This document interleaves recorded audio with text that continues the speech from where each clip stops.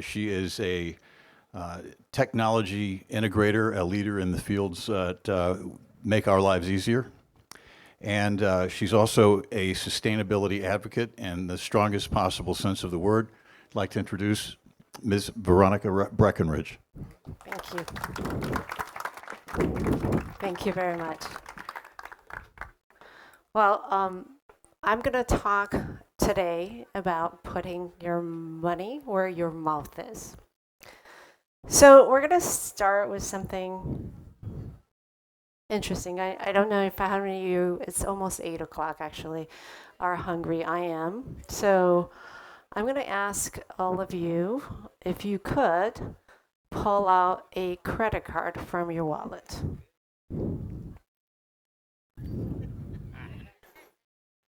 Okay. Come on. And I'm going to ask you if you're hungry, especially for the next 10 minutes of my presentation, eat that credit card. Okay, I'm kidding. But not really. Did you know an average person today will consume about or ingest about 5 grams of microplastic every month? And that's about the exact weight of that credit card that you're holding. That means you're eating 12 credit cards a year. And I think all of us have been around since the turn of the century, so we've all consumed about 303 credit cards. Why do I start there? Because this is a legitimate crisis with practical solutions. But yet, when it comes to our health and our planet, we have been sold on not so truthful problems with not so truthful answers. Because guess what? Those answers and solutions usually get someone else, make someone else a lot of money, or get someone else lots of votes. Recycling. And it's been once heralded as the ultimate environmental stewardship. But look at what Greenpeace says. Greenpeace, the organization, actually declared that recycling, mechanical recycling, to be exact, is actually structurally broken. Because it is very difficult to collect. It is almost impossible to clean, and the mixed mess usually ends up in a landfill or furnace. And the process of recycling actually creates more toxins to kill us. And it's actually way more expensive than using virgin plastics from oil. So billions have been poured into a broken system, and politicians have been elected on the promise of it. Corporations, or you and I actually, have to lead lives stipulated by regulations that tells us what to buy, tell us how to sort it, while the plastics in our bloodstreams continue to increase. Another example would be net zero. Beautiful example, but it's not a global reality. What's happening in EU and US setting goals, we're just greenwashing and kicking it down the road and moving it to China. I mean, China is a country that I was born, and where I worked at McKinsey for 5 years, I worked for Apple for 8 years. I was hired by Elon Musk to launch Tesla there. And also I got $200 million from a Chinese private equity to actually set up a venture shop. I know this country, and their economy, they're about a third of the world carbon footprint.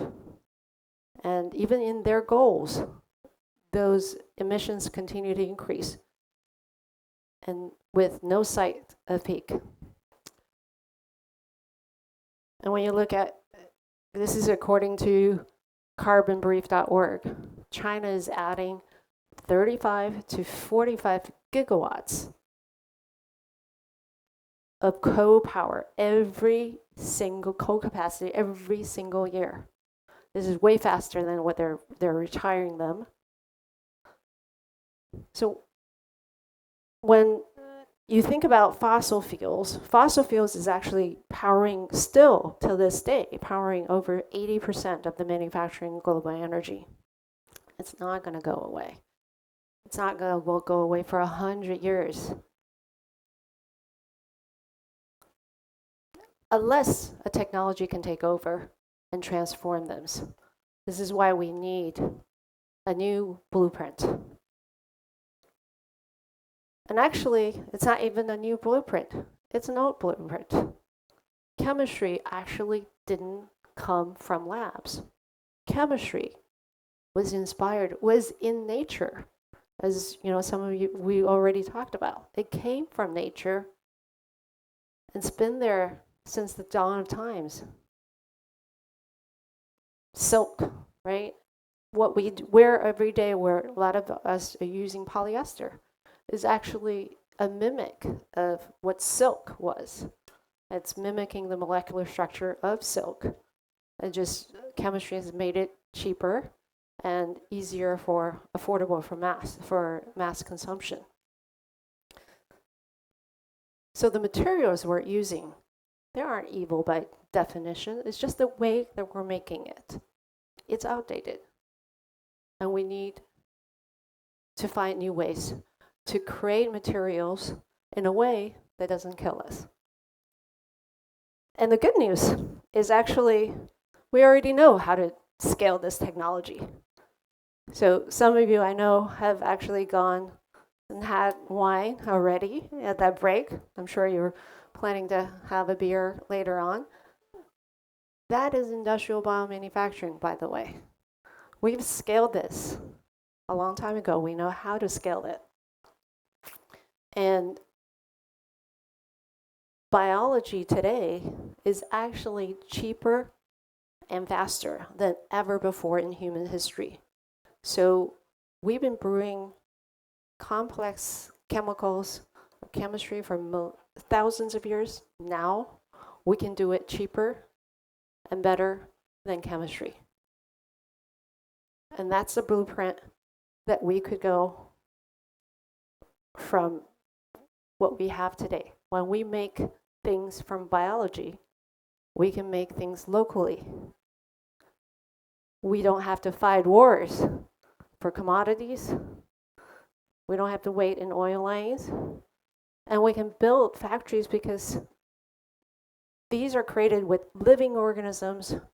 So the manufacturing process is remarkably harmless and non-toxic. We can build, the plant, people who work in the plants, it doesn't harm them. It doesn't harm the people who live next door to those facilities. You can build a facility right next to a school. You can build one right here in Roatán. We can build a lot of them throughout Central America. And that's what biology could eventually do to really create the materials that we need locally, and we can resolve a lot of the human conflicts for resources. So that's why we really think that we need to shift the sort of the paradigm right now to have people think about, we need to stop funding those things, broken systems that doesn't work, that only gets politicians elected. What we need you to do, or every one of us, is we want a non-toxic future. We need to demand products to be made by bio-based chemicals. We need to demand corporations to move capital to invest in infrastructures that actually works.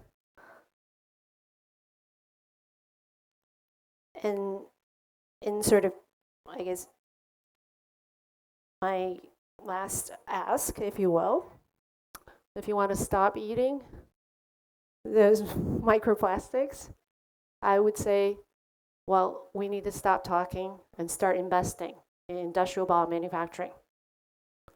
Put our money where our mouth is. Thank you very much.